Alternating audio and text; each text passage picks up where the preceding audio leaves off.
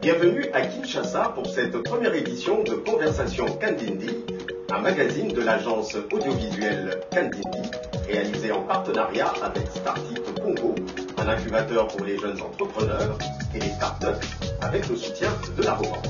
Conversation Kandindi réunit des jeunes créateurs d'entreprises et un entrepreneur confirmé. Ils vont partager leurs expériences, des informations, des conseils, dans un esprit convivial et bienveillant. Au fil des éditions, Conversation Kandindi valorisera les Congolais qui créent et réussissent. Cette émission inspirera, encouragera les jeunes femmes et les jeunes gens de la République démocratique du Congo à développer leurs propres activités et à devenir maîtres de leur destin. Au sommaire de cette édition, un sujet qui mobilise et intéresse la jeunesse. Comment créer et réussir ses activités? Eh bien, pour en parler sur ce plateau, Yves Kabongo, directeur général du fonds d'investissement KBG Capital, Sandra Lukusa, fondatrice de la marque Mapapaz, Isaac Ngunda, directeur général de DIN Concept, Larocque Mavova, co-créateur, directeur marketing et artistique de Ars Design Production, et enfin Alicia Lumande, directrice générale d'Elikia, créatrice de vêtements Madiba Sport. Avant d'entamer ces échanges, chers téléspectateurs, je vous propose de retrouver ces différents projets. Je suis un cinéaste congolais et j'appartiens à une structure qu'on appelle Ars Design Record, qui est dans la production des films, des documentaires et aussi dans la publicité. Nous avons produit un film qu'on appelle Kuluna, qui a été aussi plébiscité au Festival du film au Canada. Malheureusement, nous n'avons pas eu un prix. DIN Concept est une entreprise de communication et de développement. Nous partons des idées que nous essayons de matérialiser. Notre projet a un produit phare, c'est le carte de visite, pour donner la possibilité à nos clients d'avoir la culture d'échange, des contacts. Alicia Lumande, pouvez-vous en quelques mots nous présenter votre projet? Madiba Sport est une marque de vêtements sportwear, comme l'indique son nom. Pour l'instant, je suis encore en stade de projet. Je n'ai pas encore créé ma ligne de vêtements, mais je suis en processus. Le concept de Madiba Sport, c'est mettre en avant les industries et les matières premières africaines. Alors, Sandra Lukusa, vous pouvez nous faire découvrir ce projet en quelques mots? Alors voilà, Mapapaz est une marque congolaise d'accessoires de mode qui existe depuis bientôt 4 ans. Sa particularité est que tous les accessoires sont entièrement créés à la main par des artisans congolais. Créer le secteur de la maroquinerie au Congo, qui reste inexistant en fait, et de pouvoir créer la première industrie de la chaussure en Paris. Voilà. Alors Yves Kabongo, pouvez-vous vous situer? Dans quelle activité intervenez-vous particulièrement? Mon métier, je suis un banquier d'investissement. Le plaisir avec les banquiers d'investissement, on investit dans les mines, on investit dans le pétrole, on investit dans l'industrie de la maroquinerie ou dans la cuisine, tout ce que vous voulez. Donc je suis un tout petit peu, je dirais, multi-terrain. Voilà. Alors comment vous êtes-vous lancé dans les affaires? Je me suis lancé dans les affaires par accident. J'ai commencé à gérer ma première entreprise à 16 ans. J'étais étudiant ici au collège Elikia et c'était vraiment par accident pour aider ma tante qui avait 5 entreprises, et de ces 5 entreprises-là, tous ses employés lui voler de l'argent. Alors je me suis permis de lui donner quelques petits conseils. Il me dit, ouais, vous les étudiants, vous parlez beaucoup, viens travailler, je verrai quel sera le résultat. C'est de là que m'est venue la fibre des affaires. Mais il faut dire aussi que je suis né dans une famille où il y avait beaucoup de commerçants, beaucoup d'hommes d'affaires. Je suis petit-fils de André Motors. André Motors, tout le monde sait c'est qui. En dehors de vos activités, avez-vous un engagement citoyen? Il faut maintenant faire la différence et la part des choses entre un engagement citoyen visant à insulter les gens ou à déranger les structures ou à casser les outils de production versus engagement citoyen où vous faites carrément de la prêche pour que nous puissions avoir une société un peu plus équilibrée. Bien sûr que j'ai un engagement citoyen et je le respecte et j'en suis fier. Voilà. Que vous inspire le témoignage d'Yves Kabongo, Alicia? Comme vous avez dit, votre parcours est très inspirant. De vos débuts jusqu'à aujourd'hui, vous en avez fait du chemin, ce qui ça nous motive aussi. Ça nous donne, je limite mes mots, mais ça nous donne, le courage d'avancer, de continuer, de nous battre. Isaac Ngunda.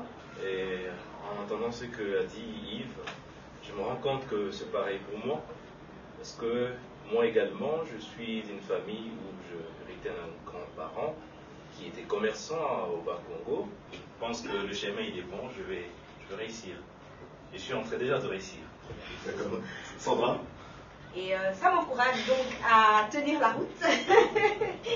Et je me dis qu'avec persévérance, on y arrivera certainement. La Roque? Mais en tout cas, je suis très content d'écouter votre témoignage parce que là, ça nous encourage. On comprend que c'est pas du tout facile, mais il faut continuer à avancer tout doucement. On espère que le Seigneur va nous faire. Qu'est-ce que vous pouvez solliciter comme conseil de la part de Yves, Alicia? J'aimerais savoir quelle a été vos réactions face aux nombreux échecs que vous avez connus sur votre parcours. Yves? Les échecs, effectivement, j'en ai connus. C'est pas le plus important de tomber en affaire. Le plus important, c'est comment vous vous relevez et comment vous vous corrigez par rapport à cela. Alors, ma réaction, c'est déjà de changer l'entourage. Est-ce que j'ai des gens compétents autour de moi? Est-ce que j'ai des gens qui partagent le rêve avec moi? Ceux qui me financent ou qui me financeraient ultimement, est-ce que ce sont des gens qui peuvent m'accompagner juste en leur serrant la main? J'ai fait 3 fois faillite au Congo, je pense que ça va. J'ai appris ma leçon. Là, j'ai une équipe qui est très motivée, une équipe, aujourd'hui je me gère littéralement avec. Mon équipe m'a rendu carrément inutile. C'était ça l'objectif. En soyant inutile par rapport à la gestion quotidienne, ça me laisse le temps de réfléchir sur les nouveaux projets, les nouveaux produits. N'ayez pas peur de lâcher votre bébé à un moment donné pour que d'autres personnes puissent courir avec. C'est ça le meilleur exemple. La Roque? Qu'est-ce que nous pouvons faire pour créer cette industrie, par exemple? Yves? Super très bonne question. Si j'ai une réponse, je serais très chanceux. Mais je préférerais donner un certain nombre de pistes de solutions. Dans cette industrie, si vous évoluez seul, l'impact ne sera pas le même que si vous évoluez de façon collective. Créer le besoin. Le besoin, c'est quoi? J'ai un film nigérian, j'ai une telenovelas, j'ai un film congolais. Pousser les gens à choisir le film congolais. Comment? La qualité, l'histoire, le script, partagez l'information, soyez innovateur, que le film en lui-même soit un facteur participatif. En tant qu'entrepreneur, comme l'a dit Yves, comment faire face à ce mur? Moi, je suis un banquier d'investissement, comme j'ai dit. Vous me donnez un business plan grand comme ça, je vais lire les 3-4 premières pages. Et je vais aller dans votre projection de cash flow. Juste ça. Est-ce que nous pouvons répliquer ces modèles-là en RDC? Oui. Mais pour cela, apprenons à partager les succès. J'ai créé quelque chose, ma phrase, c'est moi, et c'est la Robank qui vient pour développer. Voici mon business plan, tu me donnes $1 million, tu récupères ton $1 million dans les 5 ans. D'accord? Mais pour cela, je lâche 50% de l'entreprise, 40% de l'entreprise. Mais entre-temps, Yves Kabongo, existe-t-il des structures ou encore des aides de soutien aux jeunes entrepreneurs en RDC? Il y en a. Ce n'est pas la taille du pays, mais il y en a. Et comme d'habitude, nous n'informons pas. Nous avons un sérieux problème en termes d'information et d'accès à cette information-là. Il y a le réseau Makutano qui existe maintenant. À travers le réseau Makutano, nous avons commencé une petite expérience où nous finançons une entreprise de la place. Bon, c'est pas beaucoup. En termes de cash flow, 25, 30 000 $. Ils financent l'entreprise, on signe un contrat sur une année, vous nous remboursez avec un taux d'intérêt, mais vraiment très très bas, l'intérêt symbolique. Mais je dois insister sur la portée garantie. On ne fait pas de l'argent avec de l'angélisme. Mais il faut que chacun fasse sa part des choses. La difficulté avec le jeune entrepreneuriat aujourd'hui, c'est la fameuse culture de la chasse, de la cueillette et du ramassage. Alors, de manière très pratique, quels conseils pouvez-vous donner à ces jeunes chefs d'entreprise? La détermination. Il faut oser, mais soyez de grâce, soyez structurés. Vous devez toujours avoir un executive summary de votre projet tous les jours. Et je sais que le fisc fait peur à tout le monde. Mettez-vous ensemble, engagez un fiscaliste que vous allez payer $10, $20, $50 chacun pour que l'on puisse vous donner accès au crédit. On ne donne pas accès au crédit aux startups qui ne sont pas reconnus. Osez, mettez-vous ensemble, évoluez, mais soyez déterminés. Ainsi se termine cette première édition de Conversation Kandindi. Vous pouvez la retrouver sur le Facebook Kandindi, sur YouTube, sur notre site et sur les sites de nos partenaires Startit et Robank. Fin de cette première émission, pas tout à fait Mouchia. Effectivement, cher Rémi, parce qu'effectivement, Conversation Kandindi, ce n'est pas qu'une simple émission télé, c'est un réel réseau de jeunes entrepreneurs qui échangent. Donc juste après l'émission télé, nous allons les accueillir autour d'un verre pour échanger des cartes de visite et échanger des affaires. Parce que Kandindi se veut être une communauté de jeunes entrepreneurs qui viennent ici pour parler de présenter leurs projets et également trouver des réponses et des solutions à leur entrepreneuriat.